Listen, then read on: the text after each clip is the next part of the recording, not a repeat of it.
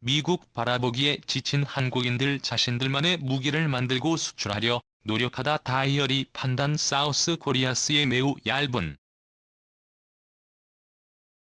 대한민국 군은 국내 무기체계 연구 개발에 주력하면서 주요 무기 공급처가 되려는 움직임을 보이고 있으며 이는 북한을 겁먹게 하고 있다. 안녕하십니까. 캠페인을 펼치는 KKNB 시청자 여러분, 케이크를 제작하고 진행하고 있는 캠페인입니다. 제가 코감기에 걸린 상태여서 목소리 상태가 좋지 않은 점 미리 양해를 구합니다. 101번째로 여러분과 함께 살펴볼 이야기는 미국에 기반을 두고 있는 유력지 폴링 파머스에서 2015년 11월 1일에 게재한 기사 내용입니다. 콜린 파월은 1970년대 후반 하버드 대학 교수였던 사무엘 헌팅턴에 의하여 설립된 미국 국내 및 국제 정책을 다루는 언론 매체입니다. 이러한 권위 있는 미국 언론 매체가 미국만 바라보기에 지친 한국인들이 자신들만의 무기를 만들고 수출하려 노력하고 있다는 다소 자극적인 제목의 기사를 내면서 대한민국의 자주국방 노력에 대한 미국 지식층의 관점을 소개해주고 있습니다. 미국 방산업체들이 우리나라에 무기를 판매하면서 무기 자체의 비용 이외에도 자신들의 연구 개발비를 충당하기 위해 막대한 금액의 보상을 요구하는 한편 이런 보상이 이루어지지 않으면 일체의 기술 공유를 해주지 않는 관행이라든지 도널드 트럼프 대통령의 시리아 미군 철수 결정한 미동맹 동맹, 북한의 위협 및 FX에 관한 이야기까지도 널리 언급하고 있습니다. 아주 깊이 있는 분석이 포함된 기사는 아니다라는 생각은 들지만 미국 지식층이 가지고 있는 사고의 한 단면을 엿볼 수 있는 기사라는 생각이 들었기에 번역해보자는 결심을 했습니다. 언제나 그렇듯이 기사 본문은 노란색 글자로 제 개인적인 의견이나 보충 의견은 하얀색 글자로 표시됩니다. 지난달 7일에 국군의 날을 기념하기 위해 대한민국 대구에서 열린 축하 행사에서 한 쌍의 F-15K 슬램 전투기가 지상에서 불과 몇 미터 떨어진 상공을 비행했다. 행사장 주변의 공기가 파르르 떨릴 정도로 엄청난 경음을 내지르며 날아가는 F-15K는 그야말로 장관이었다. 대규모로 배치된 군계열 뒤편으로는 미사일 발사 차량과 첨단 전투기 기타 다른 무기체계들의 사진이 잇따라 대형 스크린에 등장했다. 지금까지 그러한 무기들의 대부분은 미국에서 만들어진 것이었다.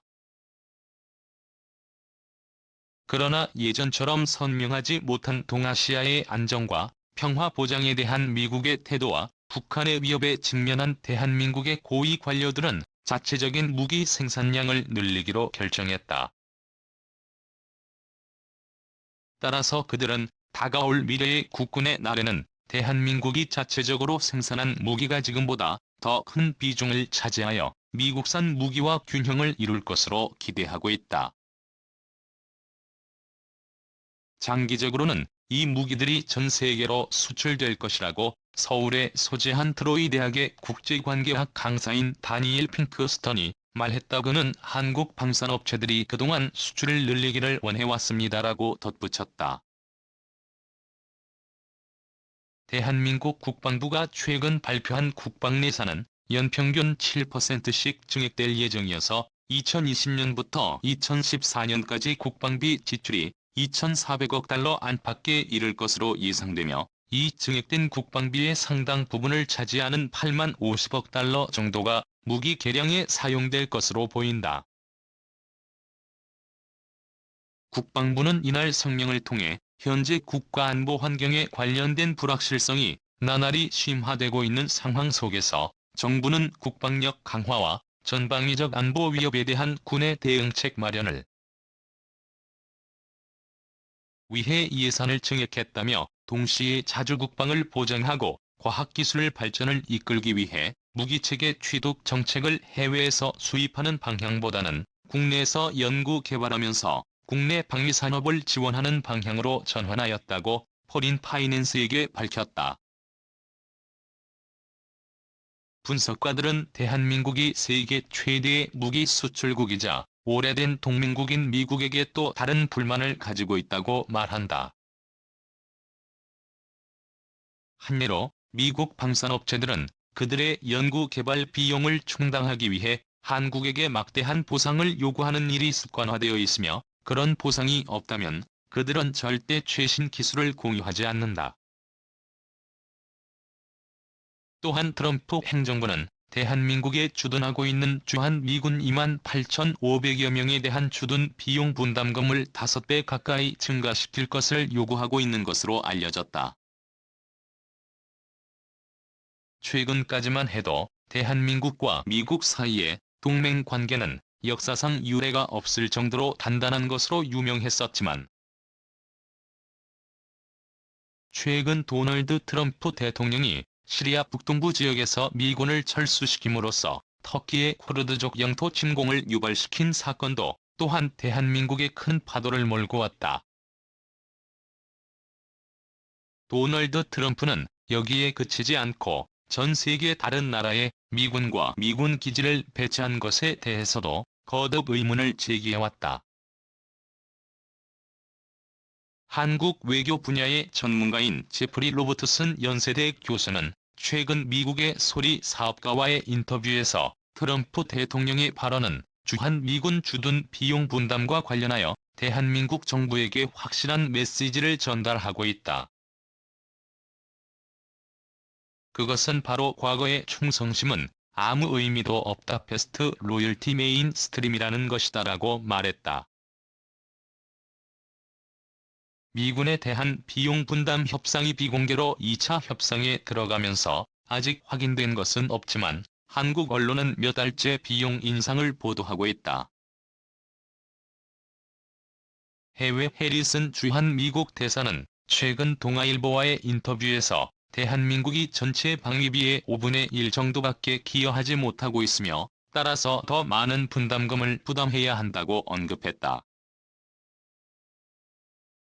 대한민국에서 가장 큰 신문사인 조선일보의 사설에서도 미군이 시리아에서 철수하기로 한 결정은 쿠르드족에 대한 배신이며 배신의 주된 이유는 바로 돈이었다고 한탄했다. 사설은 또한 트럼프가 비용 부담 문제를 여러 차례 거론해왔다고 언급하며 그가 한미 동맹을 돈에 기초한 문제로 바라보는 것 같다고 지적했다. 현재 대한민국은 여전히 미국에서 무기 구매를 하고 있으며 가장 최근에 그들은 수직이 착륙 능력을 갖춘 3대 신형 F-35 전투기를 33억 달러에 구입했다고 발표했다. 하지만 핑크스톤에 따르면 주변의 군사 강국들을 따라잡기 위해 엄청난 규모의 돈을 지불해야만 하는 것에 대한 좌절감이 대한민국 군대가 보다 더 자주적인 군대로 거듭나야 한다는 생각을 추진하는 데 큰 도움이 되었다고 한다. 대한민국 국민들은 첨단 군사기술에 대한 해외 의존도를 줄이고 싶어 합니다. 1990년대 이후 대한민국은 정교하고 복잡한 시스템을 생산해낼 수 있을 정도로 차근차근 기술 수준을 발전시켜 왔지만 최첨단 기술에 있어서는 여전히 해외 공급에 의존하고 있는 형편이죠. 1970년대 이후는 느리지만 꾸준하게 자주 국방 능력을 향상시키려 했던 대한민국의 노력은 대한민국의 군사 관련 기술을 촉진시켰고 비슷한 규모의 다른 나라들에 비해 상당히 경쟁력 있는 수준까지 발전하게 되었다. 어떤 면에서는 북한에 의한 실존적 위협이 지속적으로 존재했다는 사실이 이러한 대한민국 군사기술의 발전에 큰 도움을 주었다고 볼 수도 있다. 방금 그 순항 미사일 보셨어요? 우리는 그 순항 미사일들을 북한의 대외 정책이 만들어낸 미사일이라고 부른다입니다. 10월 1일 국군의 날에 열린 부대 행사에서 지역 신문 기자가 웃으면서 건넸던 농담이었다. 최근 대한민국 공군에게 인도된 최신 스텔스 전투기 F-35의 바로 옆에 4개의 순항 미사일이 자랑스럽게 우뚝 서 있었다. 대한민국이 진행 중인 가장 최근의 국내 방위 사업 중 하나가 바로 한국항공우주산업 카이가 제작하고 있는 K플렉스 다목적 전투기이다. 인도네시아와 공동으로 개발하였으나 80%의 지분을 보유하고 있는 대한민국이 프로젝트를 주도하고 있다. 이제트 전투기의 생산은 이미 이에 접어들었고 대한민국 정부는 2021년에 첫 시제기를 출시할 것으로 기대하고 있다. 북한은 이러한 대한민국의 군비 증강에 대해 노골적으로 불쾌한 기색을 드러내고 있다. 특히 북한의 지도자 김정은이 문재인 대통령 및 미국의 트럼프 대통령과 시도했던 화해 노력이 별 성과 없이 시들해지자 북한의 우려는 더욱 커지고 있다.